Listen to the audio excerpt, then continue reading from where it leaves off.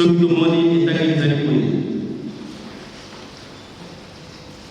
En ce temps-là, Ézéchias fut malade à la mort. Les prophètes Isaïe, fils d'Amon, vint auprès de lui et il dit, ainsi parle l'Éternel, donne tes ordres à ta maison, car tu vas mourir et tu ne vivras plus. Ézéchias tourna son visage contre le mur et fit cette prière à l'Éternel. Ô Éternel, souviens-toi que j'ai marché devant ta face avec fidélité, intégrité et cœur, et que j'ai fait ce qui est bien à tes yeux. Et Ézéchias répandit d'abondantes larmes. Puis la parole de l'Éternel fut adressée à Isaïe en ces mots. Va et dis à Ézéchias, ainsi parle l'Éternel, le Dieu de David, ton père. J'ai entendu ta prière, j'ai vu tes larmes. Voici, j'ajouterai à tes jours 15 années. Je te délivrerai, toi et cette ville de la main du roi d'Assyrie. Je protégerai cette ville, et voici de la part de l'Éternel, des signes duquel tu connaîtras que l'Éternel accomplira la parole qu'il a prononcée. Tout le monde est là.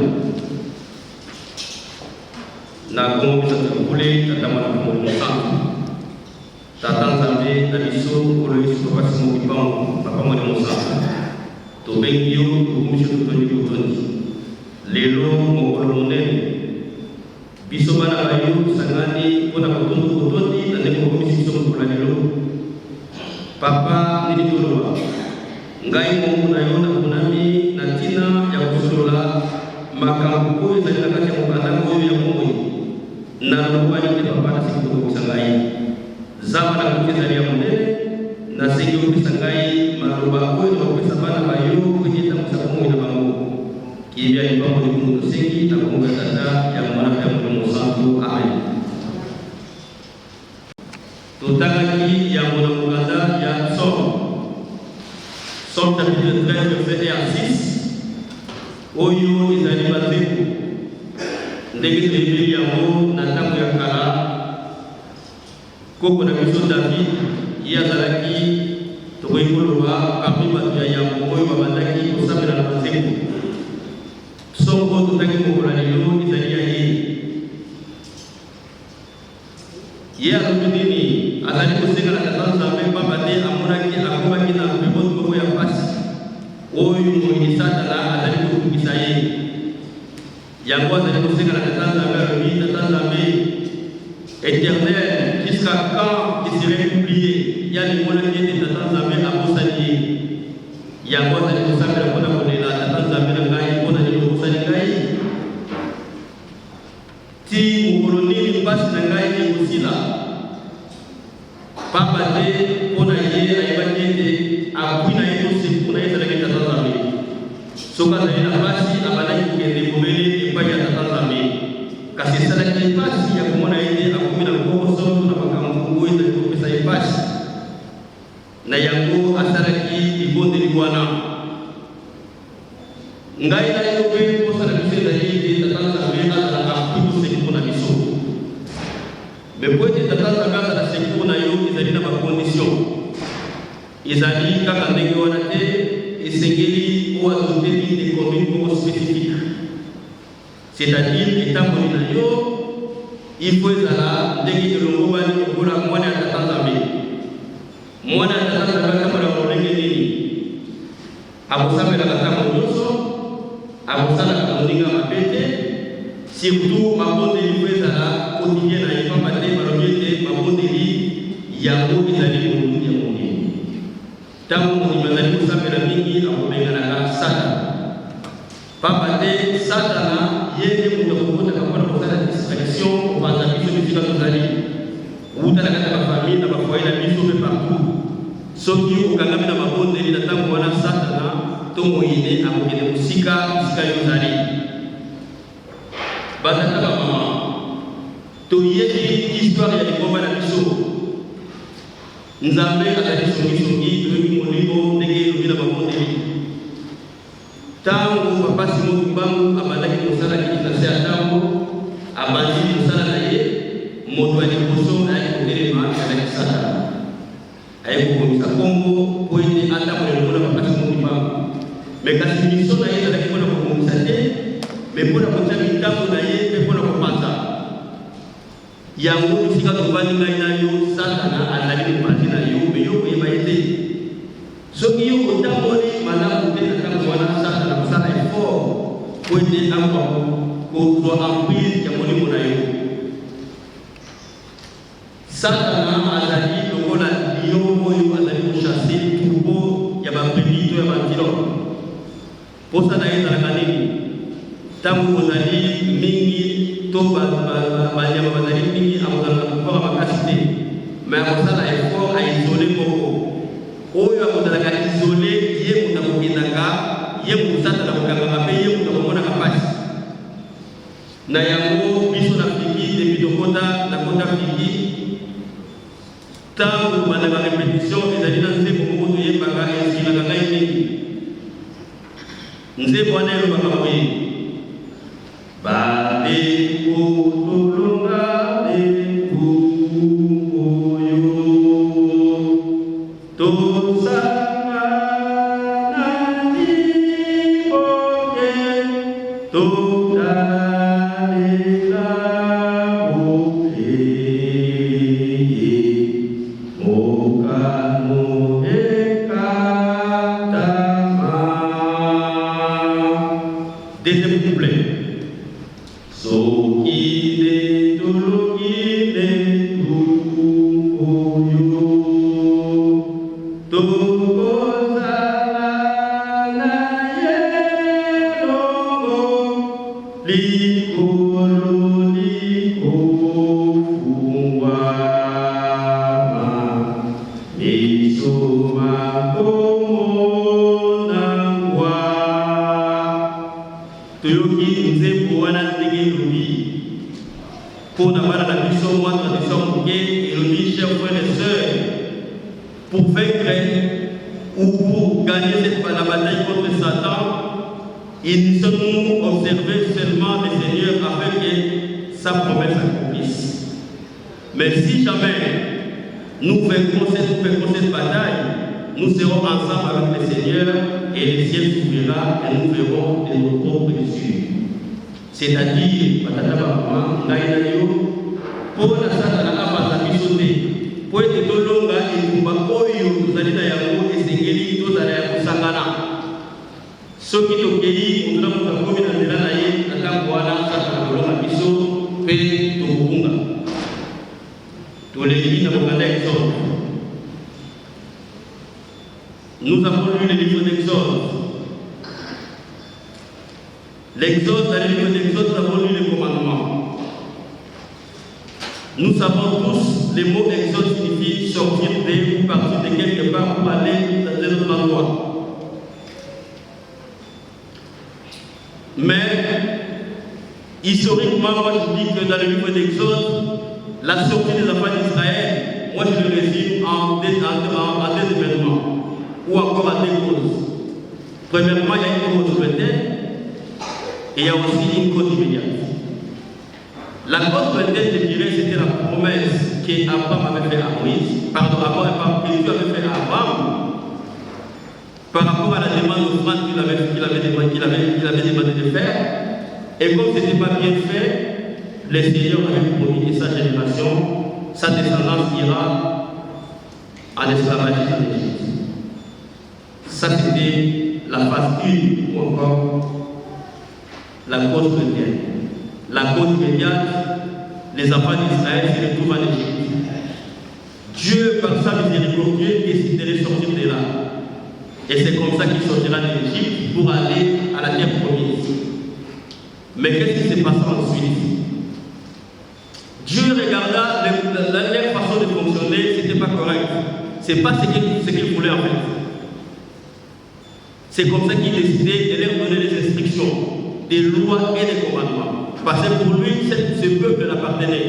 Il voulait que chacun d'eux fonctionne ou se promène ou marche selon sa propre volonté.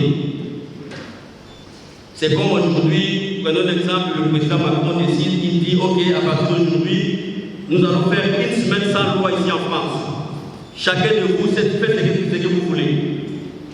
Moi, je pense qu'il y aura beaucoup de mères, il y aura beaucoup de choses qu'on n'a jamais vécues. C'est la même chose. Étant le peuple de Dieu, Dieu avait décidé. Il s'est dit, non, moi, je ne vais pas laisser mon peuple comme ça. Voilà, c'est pourquoi il avait instruit les 10 commandements. Mais nous avons remarqué que nos aïeux, les Israéliens ou les Israélites, n'avaient pas respecté. Ces marques de respect avaient vexé Dieu. Dieu n'est pas, moi je dis que Dieu dans sa royauté, son régime est la monarchie absolue. C'est-à-dire que quand il décide, quand il dit quelque chose, il n'y a personne qui peut venir devant lui pour dire voilà, le Seigneur, c'est que tu as dit, est-ce que tu peux le faire différemment? Auprès de Dieu, ça ne fonctionne pas comme ça. Tout ce qu'il demande est que nous puissions reproduire ce qu'il nous demande correctement et à 100%. Mais quand Dieu avait remarqué que les Israélites ne marchaient pas correctement, il avait demandé à Moïse de faire un rappel. Il y a des rappels qui avaient été faits. Mais fort malheureusement, ils n'avaient pas écouté. Le résultat des courses, sur 600 000 qui étaient sortis en Égypte, Dieu avait exterminé tout ce monde-là et 2 seulement qui sont arrivés à Canaan ou à la terre promise. Mais nous, aujourd'hui, ce qui arriva aux enfants d'Israël, rien n'empêche que ça nous arrive. C'est pour cela, depuis 1961, Papa Simon Kimbangu ne cesse de nous enseigner. Les 3 papas nous ont enseigné. Aujourd'hui, Papa Simon Kimbangu est en train de nous enseigner aussi. Pourquoi? Parce que Dieu veut que nous soyons fidèles envers nous. La fidélité, c'est quelque chose que Dieu veut que nous ayons tout le temps. Ce n'est pas en un jour. Comme moi, je respecte les commandements aujourd'hui, mais après une semaine, je vais faire mes plannings, je vais faire mes fêtes. Du moment où tu fais ça, tu es en dehors du commandement de Dieu. Nous, humanistes, nous avons beaucoup de chance. Pourquoi? Dans notre église, nous sommes les seuls fidèles où notre leader à nous, où notre Dieu nous fait la mise à jour des 10 commandements et la mise à jour de la Bible. Aujourd'hui, si nous allons dans d'autres églises, ils te diront oui, Adam et Ève ont été punis par Dieu parce qu'ils avaient mangé des fruits, mais nous, on nous avait dit la vérité. Chacun de nous connaît la vérité. Nous savons réellement ce qui s'est passé au jardin de l'homme. Mais si nous n'écoutons pas ce qu'on nous dit à ce moment-là, nous serons perdus. Les 10 commandements sont tous égaux. Il n'y a pas un commandement qui est plus que l'autre. Nous avons 10, le chiffre 10 est composé de 2 caractères. Nous avons 1 et 0. Du moment où on supprime 1, ça nous reste 0. C'est-à-dire qu'on a 10 commandements, on doit les respecter le 10. Aujourd'hui, je vais comparer les 10 commandements comme les réseaux mobiles. Chacun de nous a déjà manipulé ou a un téléphone dans sa poche. Le téléphone portable, quand nous l'avons, quand nous appelons nos amis, nous ne pensons pas ce qui se passe en arrière-plan. C'est-à-dire, derrière le téléphone, il y a beaucoup de processus qui se passent afin que ton appel soit abouti.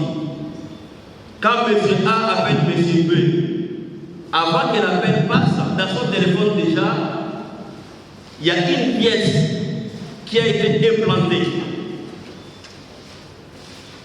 pour faire en sorte que l'appel soit acheminé chez ton opérateur, sur son serveur, et c'est son serveur qui va faire ses routines pour acheminer l'appel vers le destinataire. Maintenant, l'endroit où nous trouvons, nous sommes appelés numéro 10. Et si nous sommes dans nos alentours ici, il y a des antennes qui ont été implantées. C'est ces antennes-là que l'opérateur a implantées qui font en sorte que le réseau de ton téléphone puisse répondre. C'est ces antennes qui récupèrent les appels pour l'acheminer vers ton opérateur et faire en sorte que ton destinataire récupère l'appel. Maintenant, moi je les compare avec nous les chrétiens. Pour moi c'est pareil. Quand nous prions, tu te mets à genoux, tu commences à prier. C'est-à-dire qu'avant que ta prière aboutisse, aille auprès de Dieu, il y a aussi tout un processus derrière.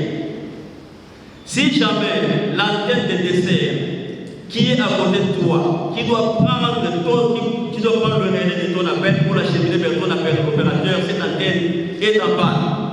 Ou cette antenne a été enlevée, à ce moment-là, ton appel n'aboutira pas. D'ailleurs, nous savons tous, quand nous étions au pays, ou encore quand nous avons au pays, même ici en France, il y a des endroits où, quand nous partons, nous regardons sur notre téléphone, il n'y a plus de réseau, il n'y a plus d'antenne. Mais pourquoi il n'y a pas de réseau?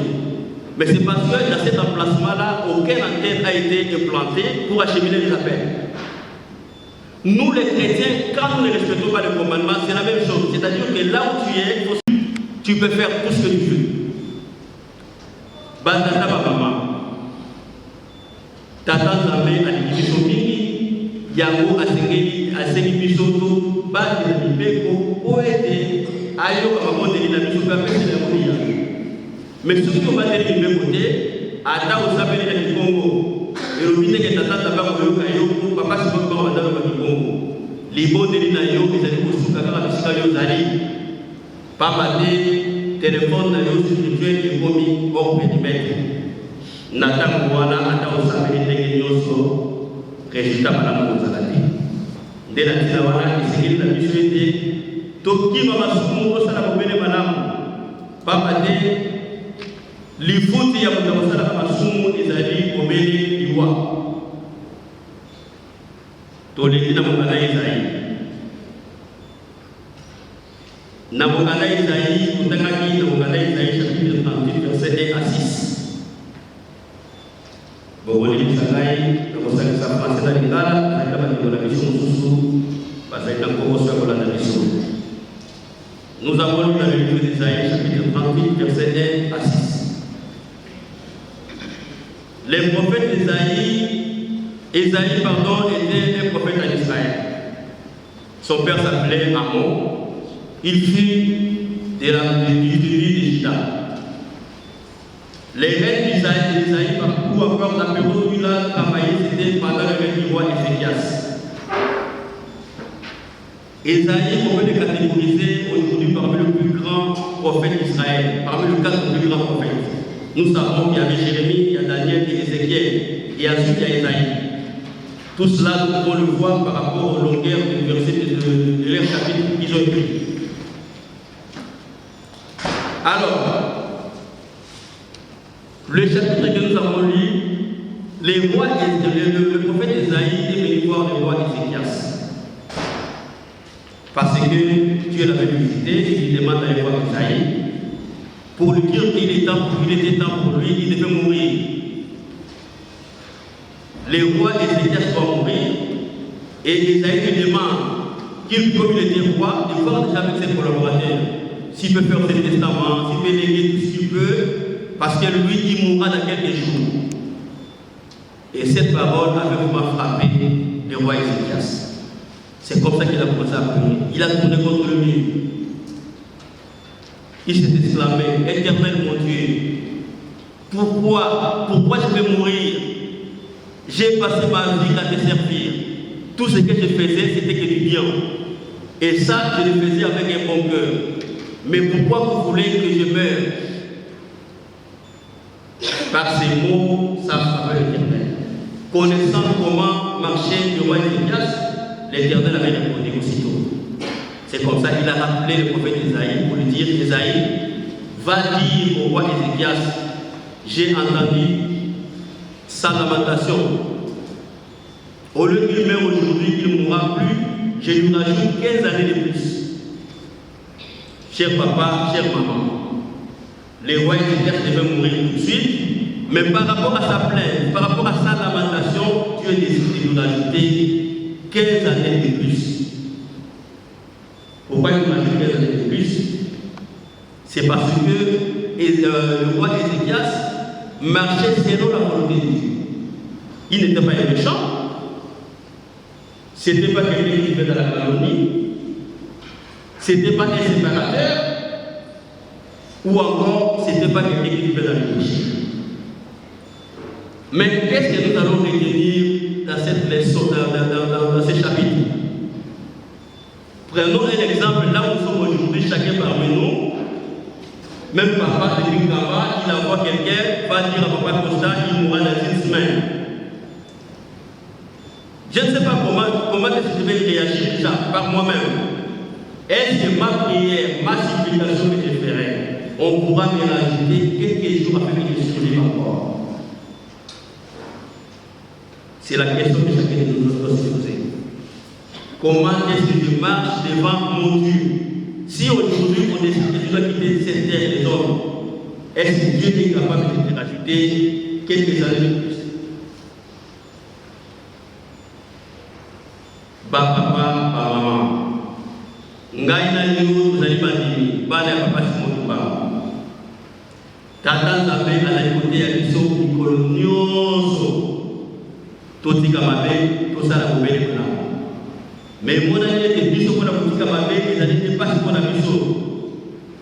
Tozali autant pour la mobile na mosala mabe, de tout monde qui a monté les alliés malamu mingi. Mais ce qui roi Ézéchias avec qui grâce c'est parce que il a monté et le mot balaki la mission à Tanzanie. Ce qui a été tout à monté le mot balaki, au lieu que Tanzanie a pas qui s'aille au jour, mais dans la mabe au salaka, un jour la mission qui a été régressé.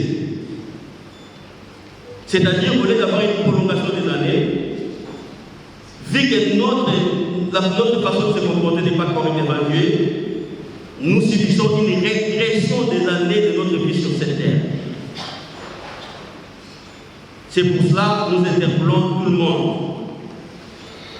Aujourd'hui, nous sommes tous réunis ici à cause des papas qui sont guéris.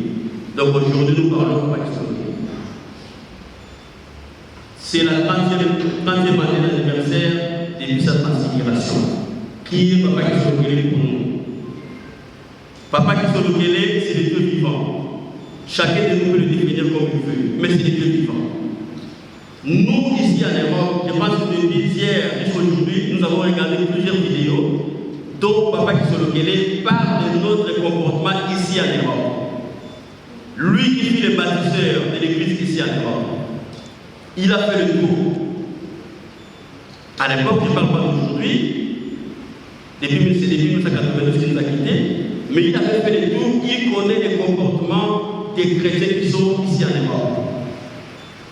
Mais c'est vraiment dommage, parce qu'il a pris le temps de conseiller, d'enseigner, mais malheureusement, 31 ans après,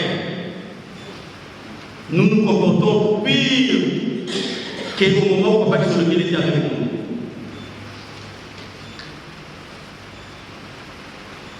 Je vais citer quelques exemples qui montrent que Papa Kisolokele était Dieu.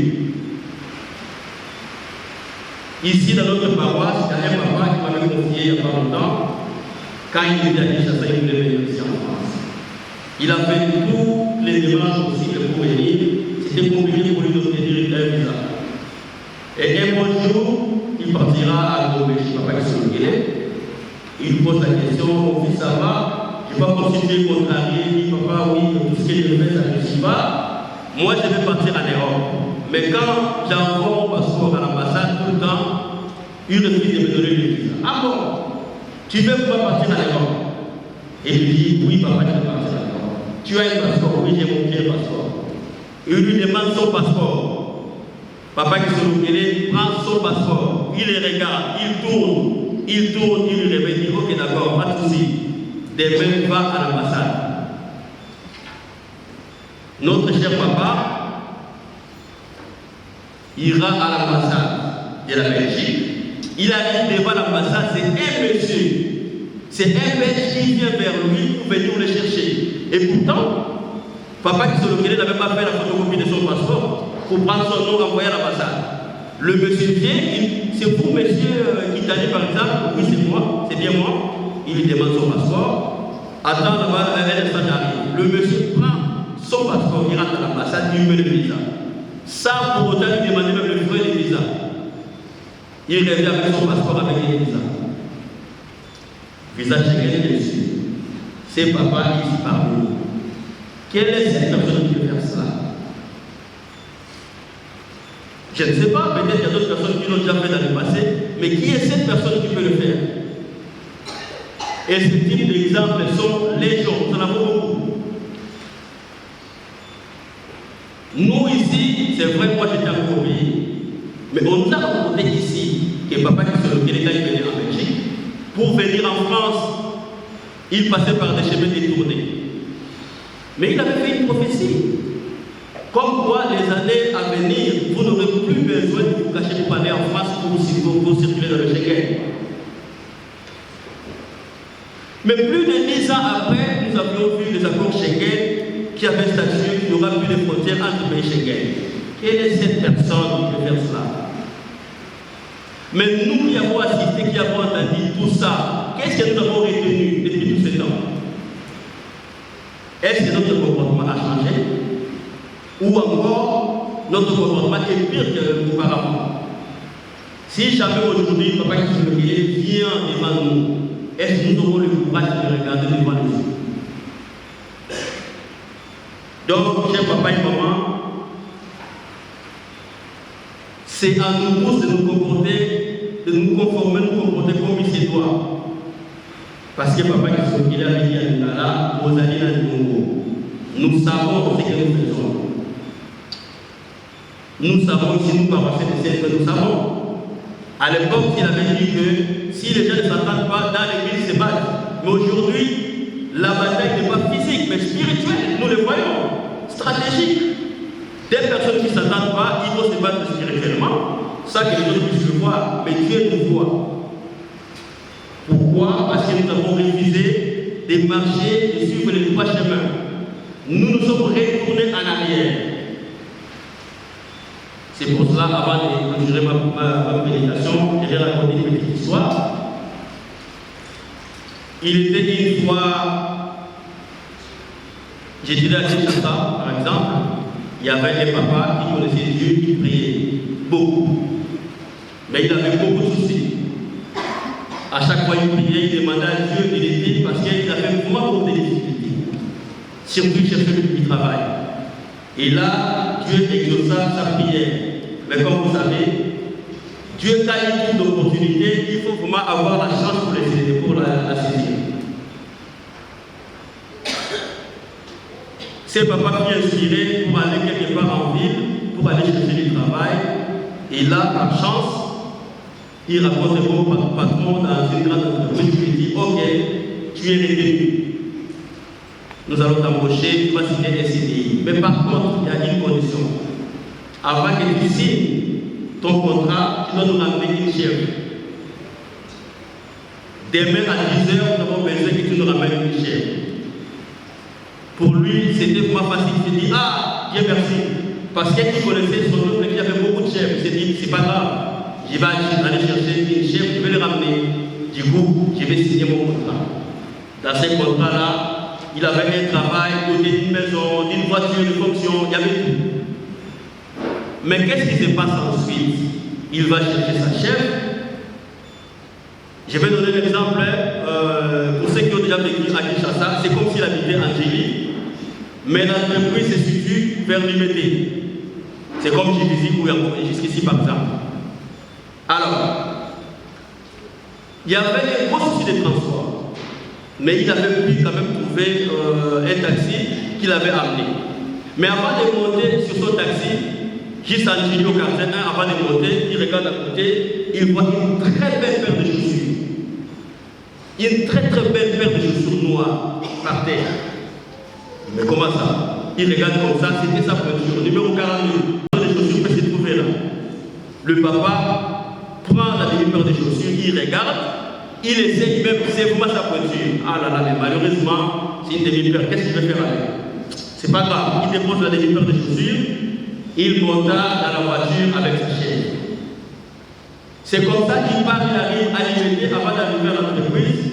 À l'arrêt, il devait descendre, il descend comme ça, il retrouve une autre demi-paire de chaussures. Le premier c'était la gauche et celui-là c'était la droite. Mais alors, comment je les retrouve ici? Et là, du coup, il avait un doute, il faut que je regarde si c'est vraiment la paire de chaussures que j'avais vue là-bas. Il regarde, c'est la même type, même paire de chaussures, même pointure 42. Mais il a rendez-vous à 10h. Là, il était déjà 9h30. Qu'est-ce que je vais faire? Directement, il s'est dit: ok, mais comme là-bas j'avais mis une demi-paire, c'était la gauche, ici c'est la droite. Moi, je pense que je peux aller rapidement récupérer la demi-paire que j'avais laissée là-bas. puis je vais revenir ici pour récupérer la demi-peur que j'ai vue ici.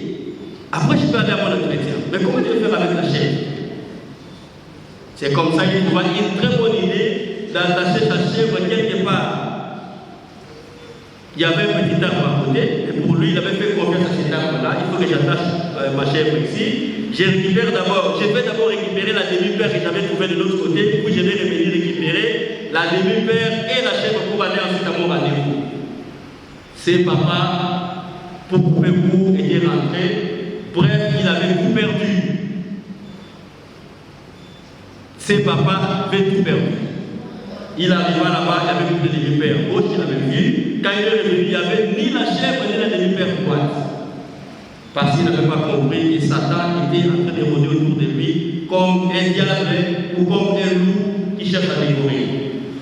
Cher papa, cher maman, moi et toi qui ne regarde pas les rétroviseurs, qui a tendance toujours à retourner en arrière, tout ce que nous avons fait dans le passé, qui sont considérés comme le plus grand péché, nous devons nous oublier. Si notre papa n'avait pas le désir de regarder toujours en arrière, il aurait dû signer son contrat et sa vie aurait dû changer par rapport à ce qu'il avait demandé à Dieu. Il faut que cette histoire interpelle chacun de nous. Nous avons été finis, on va dire que c'est Amen.